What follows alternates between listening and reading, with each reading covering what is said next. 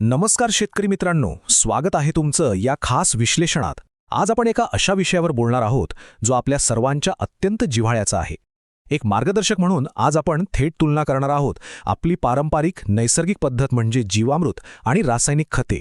बघूया नक्की कशामुळे मातीची गुणवत्ता खऱ्या अर्थाने सुधारते, पिकाची वाढ कशी होते आणि सर्वात महत्त्वाचं, शेवटी आपल्या हातात जास्त नफा कसा उडतो. चला तर मग या विषयाच्या खोलात जाऊया. शेतकरी मित्रांनो, चला प्रत्यक्ष परिणाम पाहूया. बघा, शेतीत आपण रोज अनेक गोष्टी ऐकतो, नवनवीन तंत्रज्ञान बघतो, पण शेवटी आपल्यासाठी काय महत्त्वाचं असतं तर थेट मिळणारे रिझल्ट्स. नुसत्या गप्पा नकोत, तर माती, पीक आणि आपला खिस्सा यावर प्रत्यक्ष काय परिणाम होतो हे आज आपण एका अनुभवी दृष्टिकोनातून समजून घेणार आहोत.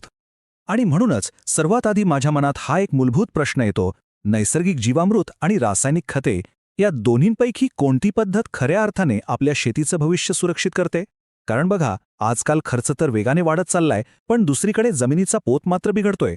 मग आपलं दीर्घकालीन यश नक्की कशात दडलंय? हाच प्रश्न या सादरीकरणाचा गाभा आहे आणि पुढील काही मिनिटांत आपण याचं उत्तर शोधणार आहोत. तर आपला पहिला विभाग आहे मातीचे आरोग्य आणि सूक्ष्मजीव. आता आपण आपल्या शेतीचा जो खरा पाया आहे त्याविषयी थोडी चर्चा करूया. आता सूक्ष्मजीव म्हणजे नक्की काय? बघा, हे आपल्या मातीतले असे लपलेले कामगार आहेत ना, जे रात्रंदिवस जमिनीची सुपीकता आणि पिकांचं आरोग्य टिकवण्याचं काम अत्यंत सक्रियपणे करत असतात.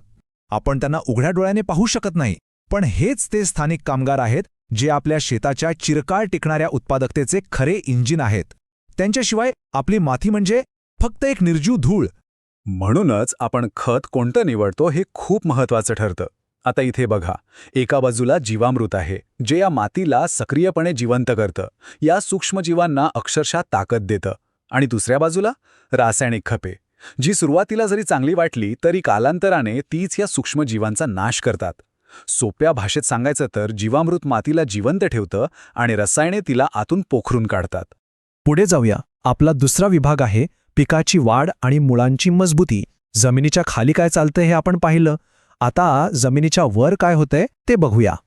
इथे एक एकदम स्पष्ट फरक आपल्याला दिसून येतो. रासायनिक खतांमुळे काय होतं तर पिकाला एकदम झटक्यात वाढ मिळते, पीक एकदम जोमात दिसतं, पण ती वाढ अगदी तात्पुरती असते मित्रांनो. मुळे वरवरच राहतात. याउलट जीवामृतामुळे मुळांची अतिशय खोल आणि भक्कम वाढ होते. आणि आपल्याला तर माहितीये, मुळं जितकी खोल, पीक तितकं मजबूत. त्यामुळे जीवामृताचा वापर हा शाश्वत वाढीचा मार्ग प्रशस्त करतो. आणि या भक्कम वाढीचा थेट फायदा आपल्या उत्पादनाला होतो. जीवामृताचे फायदे बघा, या नैसर्गिक पद्धतीमुळे फक्त रोपाचीच वाढ होत नाही, तर उत्पादनाची क्वालिटी म्हणजे गुणवत्ता जबरदस्त सुधारते. आणि सर्वात महत्त्वाची गोष्ट म्हणजे चव. जीवामृतावर पोसलेल्या धान्याची किंवा फळांची चव ही रासायनिक खतांवर वाढलेल्या उत्पादनापेक्षा कित्येक पटीने उत्तम आणि नैसर्गिक असते, हे प्रत्यक्ष अनुभवातून सिद्ध झालंय. आता वळूया आपल्या सर्वांच्या जिव्हाळ्याच्या विषयाकडे. विभाग 3, उत्पादन खर्च आणि नफा. हंगामाच्या शेवटी खिशातून किती गेले आणि हातात किती आले हे पाहणं सर्वात महत्त्वाचं आहे, नाही का? आता हे आर्थिक गणित थेट समजून घ्या. रासायनिक खतांचा खर्च तुम्हाला तर माहितीये तो किती जास्त असतो. दरवर्षी हा खर्च वाढतच जातो आणि तो आपला नफा अक्षरशः खाऊन टाकतो. पण दुसरीकडे जीवामृताचा खर्च बघा, अगदी नगण्य, अतिशय कमी. नैसर्गिक साधनांमधून ते तयार होत असल्याने आपला खूप मोठा उत्पादन खर्च वाचतो. आणि खर्च वाचला की साहजिकच हातात उरणारा नफा वाढतो. अतिशय साधं आणि सरळ अर्थशास्त्र हे. तर आता येऊया विभाग 4 कडे, दीर्घकालीन परिणाम. आत्ताचा तात्पुरता फायदा तर बघितला, पण आता भविष्याचा विचार करूया.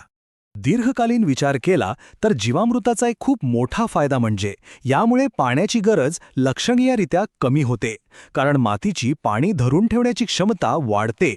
आजच्या या पाणी टंचाईच्या काळात हा किती मोठा फायदा आहे विचार करा. आणि दुसऱ्या बाजूला काय होतंय? रासायनिक खतांचा सतत वापर केल्यामुळे काही वर्षांनी उत्पादनात मोठी घट येते. जमीन हळूहळू नापीक व्हायला लागते. हा धोका आपण आत्ताच ओळखायला हवा. मग ह्यावर उपाय काय? आपण नैसर्गिक पद्धतीकडे कसं वळू शकतो?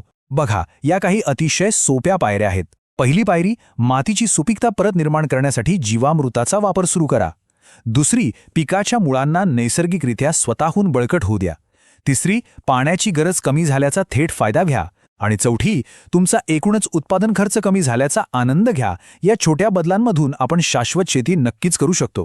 आणि आता या विश्लेषणाच्या अगदी शेवटी माझ्या मनात एक अतिशय महत्त्वाचा आणि मनाला भिडणारा प्रश्न येतो आणि तो मी तुम्हालाही विचारू इच्छितो. आपण आपल्या पुढच्या पिढीसाठी नेमकी कशी माती मागे ठेवून जाणार आहोत? एक मृत, नापीक जमीन की जिवंत, सुपीक आणि समृद्ध माती? विचार करा मित्रांनो, कारण हा फक्त शेतीचा नाही तर आपल्या मातीच्या सार्वभौमत्वाचा आणि भविष्याचा प्रश्न आहे. आजच्या या विश्लेषणात माझ्यासोबत जोडले गेल्याबद्दल खूप खूप धन्यवाद.